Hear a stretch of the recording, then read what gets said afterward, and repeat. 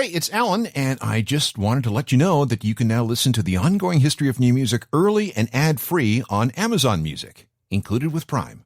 So, your business card says you're an independent Depeche Mode consultant? What does that mean? It means I freelance my encyclopedic knowledge of Depeche Mode to people who need to know something about the group. I've been studying every move the band has made since they were formed. For example, did you know that the earliest form of the group was called No Romance in China? No, I didn't. Or that their name Depeche Mode was taken from the title of a French fashion magazine. I heard that. And for years that has been wrongly translated as fast fashion. If you're going to be correct about the spirit of the translation, it should be Fashion News Update. I'm not sure that's... Or we could talk about the time the band hired a psychiatrist to be part of their road crew because everyone was so messed up at the time. They paid him $4,000 a week. Shall I go on? No, really, that's okay. Can I tell you about my latest project? No. It's on the radio right now. I was the executive consultant of a show called 25 Things About Depeche Mode after 25 years. I don't care. You don't want to hear about the fighter plane crash in Scotland? How can you possibly make a jet crash in the Highlands of Scotland relevant to the history of Depeche Mode? You'll just have to hang around and listen then, won't you? Okay, let's roll. Jacka. What? This is the Ongoing History of New Music podcast with Alan Cross. Damaged, things get broken. I thought we'd manage, but words left unspoken left us so brittle. There was so little left to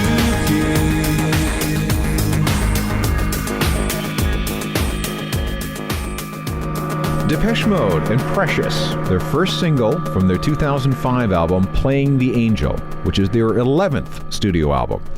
Welcome again, I'm Alan Cross, and this is a look at a band that's officially been around since 1980. That's more than a quarter of a century. An awfully long haul and an awfully tough business. Now, as you might expect, the history of Depeche Mode is pretty dense.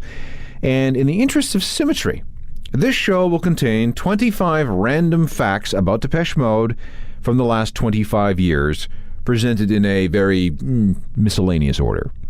We've already covered the band's earliest name. That's one. Then there was the mistranslation of Depeche Mode from the original French. That's two. Number three, and again, we're going random here. Number three would be the psychiatrist. That cost $4,000 a week. Let me explain this one. This shrink was part of a 120-member staff that accompanied the band on the tour for the album Songs of Faith and Devotion. Because every member of the group was dealing with various forms of depression and addiction, it was thought that having someone to listen to their problems on a road trip that extended through 156 shows over 15 months would probably be a good idea. Well, maybe it was a good idea. But then again, that 120-member staff also included a drug dealer to make sure that guys like Dave Gahan were well supplied with cocaine and heroin. The psychiatrist was supposed to be on hand to counsel Dave away from drugs. But as it turned out on this tour, one of the most messed up and decadent tours in the history of rock and roll, the shrink was used by everyone in the group but Dave. So that's point number four. Number three was a psychiatrist on tour. Number four is the drug dealer on tour and how he counteracted the psychiatrist. And we're actually going to get back to this tour a little bit later on in the program. Hang tight for that. Let's make number five the fighter plane. It was September 1st, 1994. Former keyboardist Alan Wilder was driving through the Scottish countryside when, out of nowhere, a Royal Air Force Tornado, a fighter jet on a training mission, roared over his car and crashed less than 200 yards away. Wilder was covered with metal and glass and other debris, and the two pilots in the plane were killed instantly. Think that brush with death had an effect on his outlook on life? Well, you bet it did, because less than a year later, Alan Wilder left Depeche Mode for good. Now let my body do the moving. Let my hands do the soothing. Let me show you the world with my eyes. Strange Depeche Mode fact number 6. In addition to making tons and tons of cash as the group's chief songwriter, Martin Gore is also a very shrewd real estate investor. One of his commercial properties is in the revitalized Docklands district of London. It generates more than £250,000 in rent every year. And in a delicious piece of irony, one of the tenants is a branch of the bank where Martin used to work as a teller in the late 1970s. And speaking of real estate, Alan Fletcher has a restaurant in London called Gascon's. It specializes in international cuisine and can be found just north of the famous Abbey Road recording studios in St. John's Wood in North London. Point number 8. Gascon's has a bar called the Lotus Lounge. If you were ever tending bar, hope that you never, ever have to serve Martin Gore. The man was once very, very, very, very much into binge drinking. One report says that Martin Gore once drank 67 pints of lager in a single sitting in Hamburg, Germany. It took 11 hours and a lot of trips to the bathroom, but 67 pints of beer for a guy who's 5'8"? Point number 9. Dave Gahan married his second wife, Teresa Conway, at the Graceland Chapel in Las Vegas. The music for the service was provided by an Elvis impersonator. As part of Dave's pledge of love, he had a new tattoo commissioned. It read TCTTM/FG. That stands for Teresa Conway to the Mother Blanker Gahan. How romantic and sweet. And strange Depeche Mode fact number 10. They were one of the first people to sign to a new all-synthesizer-based label called Mute in the fall of 1980. They struck a deal whereby all proceeds from the domestic releases would be split 50-50 with the label, and the money from international sales would be split 70-30. The trust between the group and Mute Records was so strong that no one got around to writing this down in a formal contract until 1986. Up until that time, it was all verbal and a handshake. Can you imagine an arrangement like this today between a band and their record label?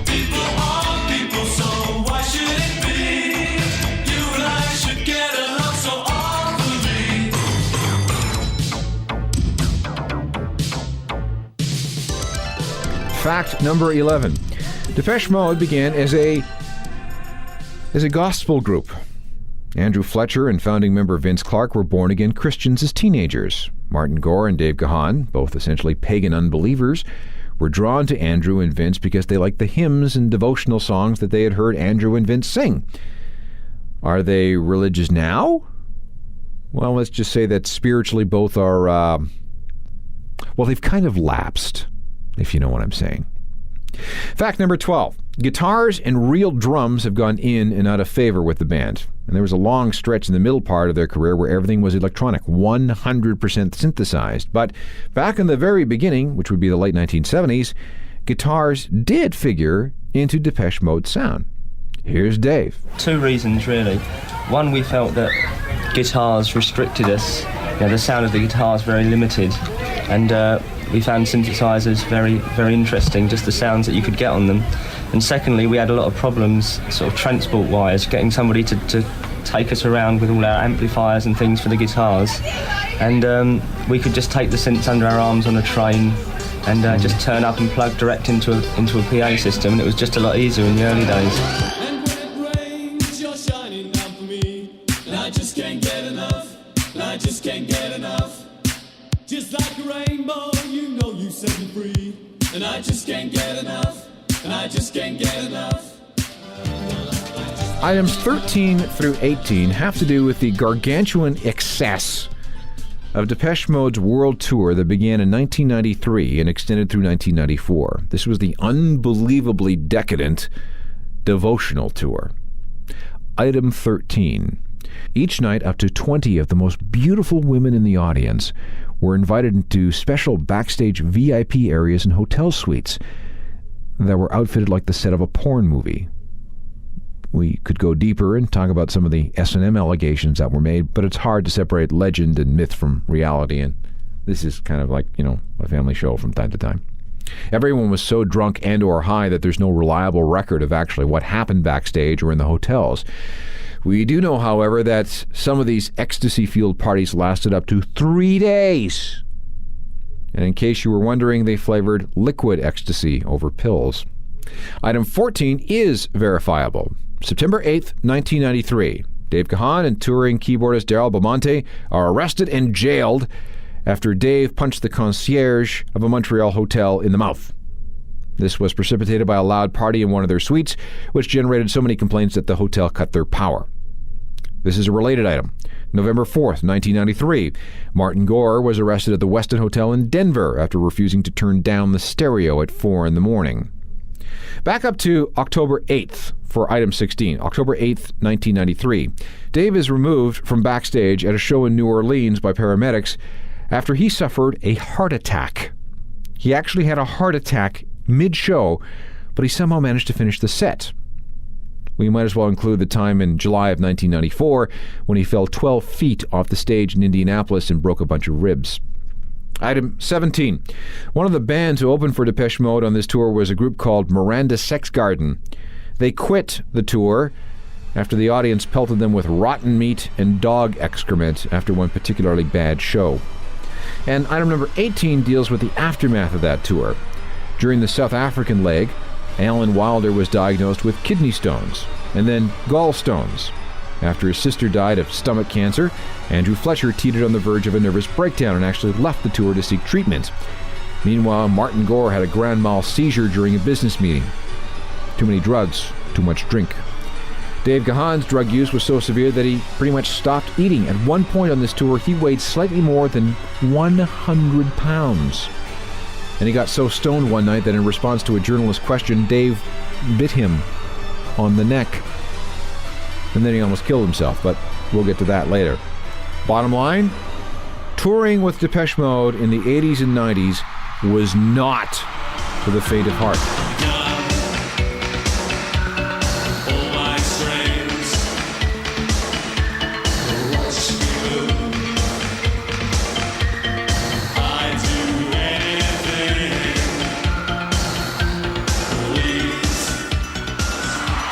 Despite everything that the band has gone through, there have really been only 2 lineup changes in the group's history. The first, which we will call item number 19 on our list, came right at the beginning. The date was December 1st, 1981. Founding member and chief songwriter Vince Clarke decided that he wanted out. Why? Well, he didn't think the group had much of a future. Vince felt that he could do better on his own, and for a while his post-Depeche Mode projects were more successful. There was a group called Yazoo, who had a series of hits. Then there was Erasure, who has had a nice little career on their own. But if you want to compare overall album sales, which are somewhere above 50 million for Depeche Mode, probably wasn't such a good move, Vince. Then again, Martin Gore might not have been the songwriter had you stayed, and that's another story entirely. On a semi-related note, since assuming the vast majority of songwriting duties, close to 98% of all Depeche Mode songs have been written in a minor key. Really, and apparently you can check. 98%. How many happy-sounding Depeche Mode songs are there? I mean, think about it. Strange Depeche Mode fact number 20. Lineup change number 2 was a direct result of the excesses and personality clashes that took over the band during the Devotional tour of 93 and 94. On June 1st, 1995, Alan Wilder made it official. He could not take it anymore. He could not stand the excess. He could not stand not being able to write more of the music. And he could not stand any of his bandmates. He was done. And then there was the whole airplane thing that made him, reassess things. Like I said, being associated with Depeche Mode is not for the faint of heart, and sometimes you just gotta know when to say when.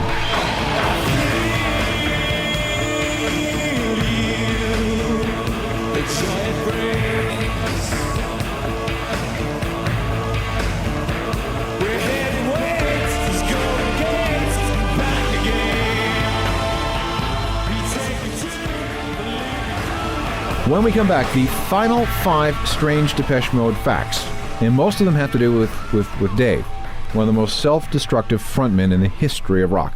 Hold on. Welcome back to the final 5 items on our list of 25 strange things about Depeche Mode from the past 25 years. And all 5 have to do with singer Dave Gahan. Item 21.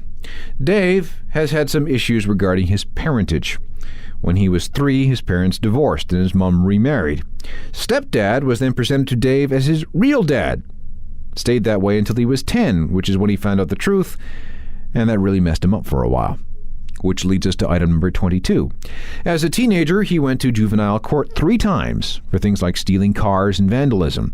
He went through 20 different jobs in just 6 months. The only thing that saved him was enrolling in art college.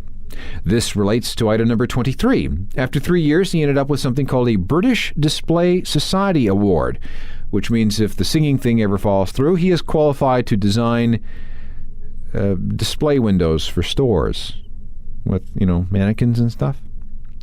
All right, item number 24. And we've already talked a little bit about some of Dave's tattoos. He really likes ink. He has one design that took 10 hours to create. But that's not the most painful adornment that Dave has sported. He once had something called a guiche. G-E-I-S-H, a guiche. This is a piercing of the area, it's behind the scrotum.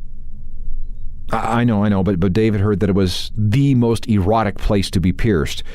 It was very painful and uncomfortable, but that wasn't why he had it removed. One of his kids saw it one day when Daddy was taking a shower and asked him, "Daddy, why do you have an earring down there?" So he had it taken out. Strange love, strange eyes and strange love, strange love. That's how my love goes. Strange love, will you give it to me? Will you take the pain? I will give to you. And item number 25, our last one, is kind of a long one. It's the long, drawn-out, near-death experience that lasted from late in the spring of 1995 through to a brief but actual death in 1996. During this time, Dave existed on little more than heroin and water. His habit cost $3,000 a day.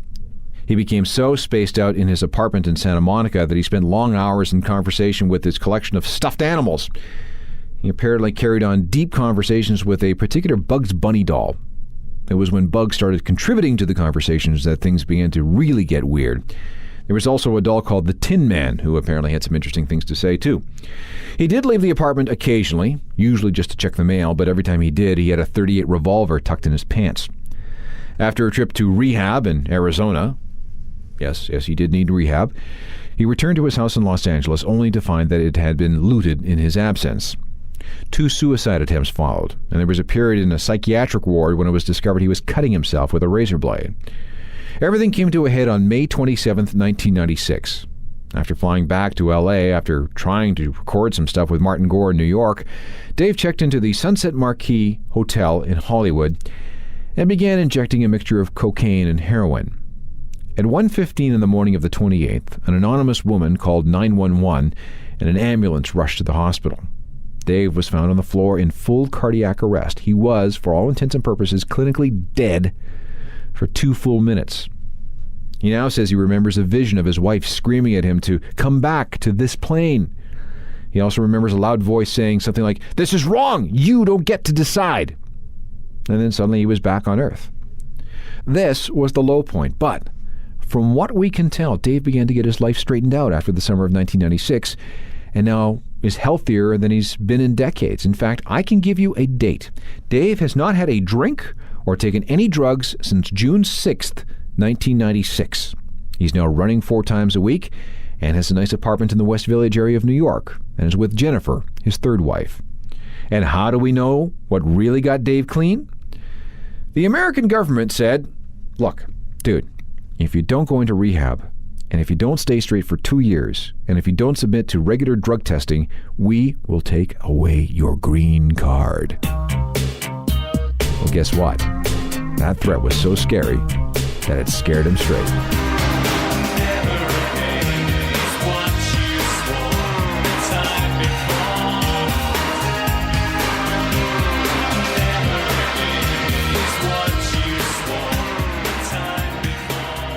Obviously, when a band's been around for as long as Depeche Mode, there's a lot of ground to cover. You just can't sum them up in just 25 bite-sized factoids. So with that in mind, here are a couple of bonus notes. There have been so many remixes of Behind the Wheel from Music for the Masses, both of the legal and illegal variety, that no one in Depeche Mode knows exactly how many there are. When the band is on tour, Andrew Fletcher likes to organize walking tours of whatever city they happen to be in. His home is in the Maida Vale area of London.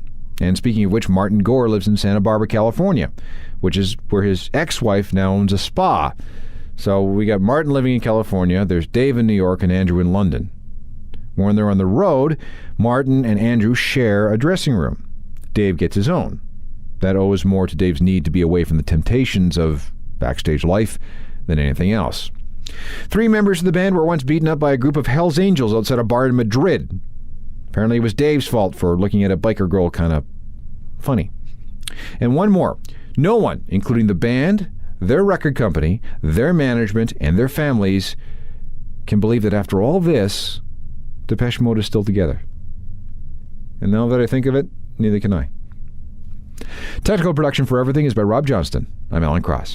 You've been listening to the Ongoing History of New Music podcast with Alan Cross. Subscribe to the podcast through iTunes, Google Play, Stitcher, Spotify, and everywhere you find your favorite podcasts.